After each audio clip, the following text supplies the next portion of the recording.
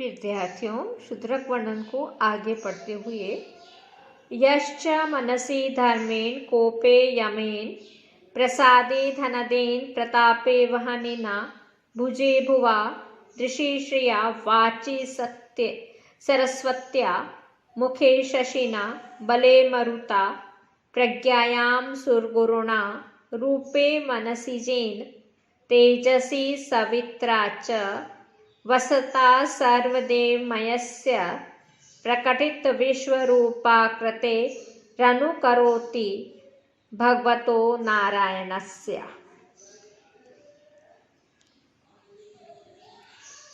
राजा शूद्रक का वर्णन करते हुए भांडभट्ट जी कह रहे हैं कि राजा शूद्रक है, मनसी अर्थात चित्त में धर्म, यमेन कोपे यमेन और यमराज के रूप कोप में क्रोध में यमराज के रूप में रहने के कारण, धनदेन अनुग्रह में प्रसादे धनदेन अनुग्रह में धनदेन कुबेर के रूप में रहने के कारण,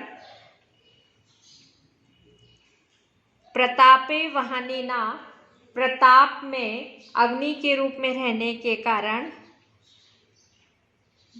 भुजे भुवा और भुजा में पृथ्वी रूप में रहने के कारण, दृशि श्रिया और दृष्टि में लक्ष्मी का रूप में रहने के कारण, वाणी में सरस्वती वाची सरस्वतिया अर्थात वाणी में सरस्वती, मुखे शशिना मुख में चंद्रमा के रूप में, बले मरुतः और बल में वायु रूप में,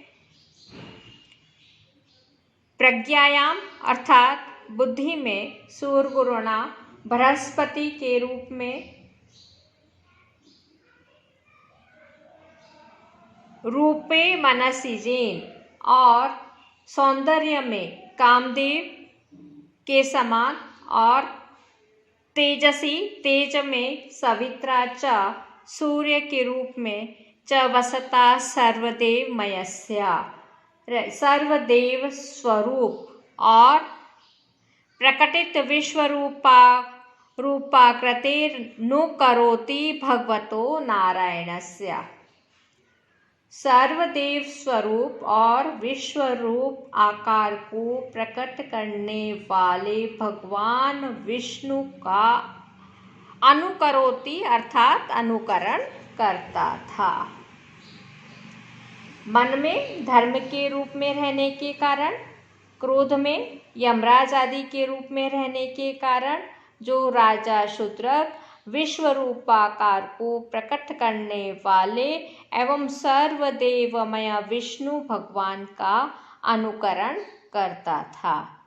इस गद्य खंड में सभी धर्मेण, यमेन, धनदेन, वहनेना, भुवा, श्रिया, सरस्वत्या, शशिनः,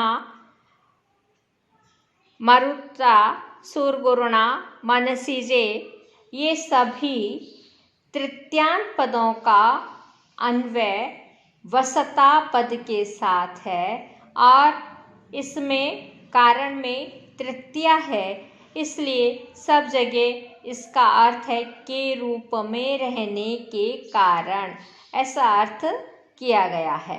मन में धर्म के रूप में रहने के कारण, कोप में यमराज के रूप के में रहने के कारण, प्रसादे धनदेन और प्रसाद में धनदेन यानी कुबेर के रूप में रहने के कारण, यह इस तरह से अर्थ हुआ है।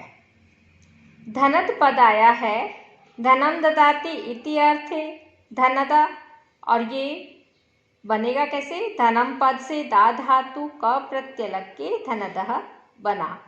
सुरगुरुणा सुरुणाम गुरुः बृहस्पतिः तेन सुरगुरुणा मनसि जेन मनसि जाता इति मनसि से णे प्रत्यय जन धातु और फिर ड प्रत्यय हुआ।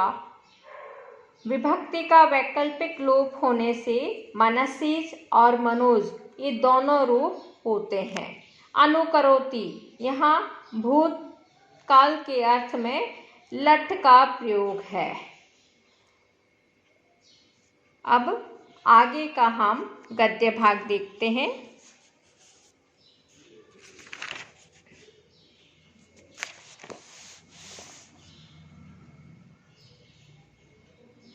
यस्य च मदकलकरी कुंभपीठ पाटनमाचरतः लग्नो स्थूलमुक्ता फलेन दृढ़मुष्टि निष्पीडन निष्ठयुतधारा जलबिंदु दंतुरेणे कृपाणे एनाकृष्यमाणः सुभटो भटोरः कपाट विघटित कवच सहस्त्र अंधकार मध्यवर्तिनी करी करट गलित मदजालासार दुर्दिना स्वभि सारिकेव समार्निशासु समीपम सकृदाज जगाम राजलक्ष्मी। यस्य च और जिस राजा शूद्र के मद कल करी कुंभ पीठ पाटनम आचरता। मद जल से, कल करी कुंभ सुंदर हाथियों के कुंभ स्थल अर्थात गंड स्थल, पीठ या फलकों को पाटनम आचरता विदीन कर लेने वाला, लगान स्थूल मुक्ता फलेन इसलिए विपुल स्थूल मुक्ता फल यानी बड़ी बड़ी गजमुक्ताओं वाले से संसक्त, लग्न यानी जुड़ा हुआ, बड़ी बड़ी गजमुक्ताओं वाले संसक्त बड़ी बड़ी गजमुक्ताओं वाले दृढ़ मुष्टि निष्पीडन निष्ठुयत धारा जल बिंदु दंतुरेन इव युद्ध काल में सुदृढ़ मुट्ठी से दबाने के कारण मानो निकले हुए धारा जल बिंदु दंतुरेन धार रूपी जल कणों से ऊंची नीची प्रतीत होने वाली। यहाँ धार का अर्थ है तलवार का जो पैना अग्रभाग होता है, और दंतुर का अर्थ है बड़े बड़े दांतों वाला।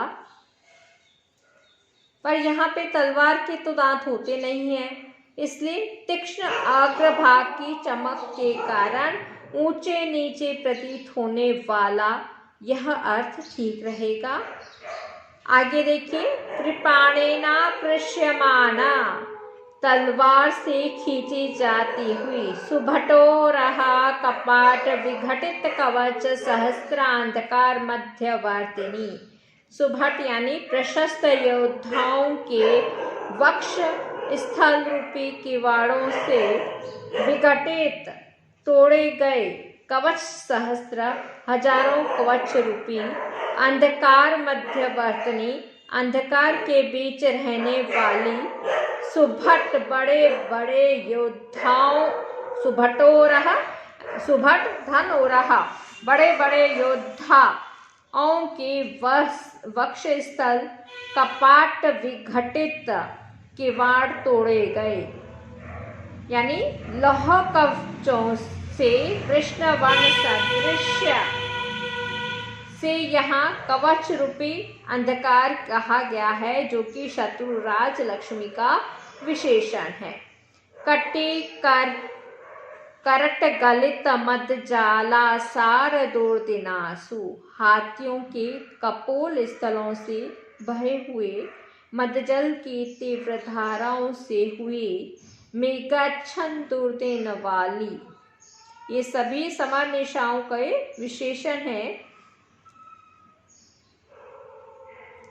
समर निशासु संग्राम रूपी रात्रियों में अभिसारिका एवं संकेत स्थल पर जाने वाली अभिसारिका अर्थात नायिका के समान असकृत बार बार आजगाम आई थी।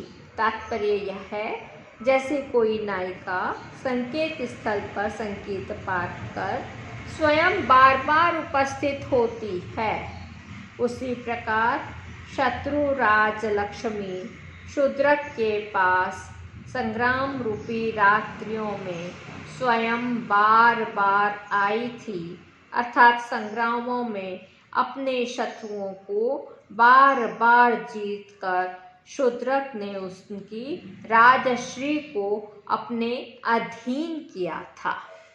पुनः इसका अनुवाद देखिए। यस्य च, और जिस राजा शूद्रक की, मदकल करी कुंभ पीठ पाटन, मदजल से सुंदर हाथियों के गंड स्थल पीठ को विदीर्ण करने वाले, लग्न स्थूल मुक्ता फलेन, इसलिए संसक्त विपुल मुक्ता गज मुक्ताओं वाले, दृढ़ मुष्टि पीडन निष्ठुयत धारा जल बिंदु दंतुरेन इव, युद्ध काल में सुदृढ़ मुट्ठी में निष्पीड़न अर्थात दबाने के कारण निष्ठुयत धारा जल, मानो निकले हुए धार रूपी जल कणों से बिंदु दंतुरेन ऊंची नीची प्रतीत होने वाली,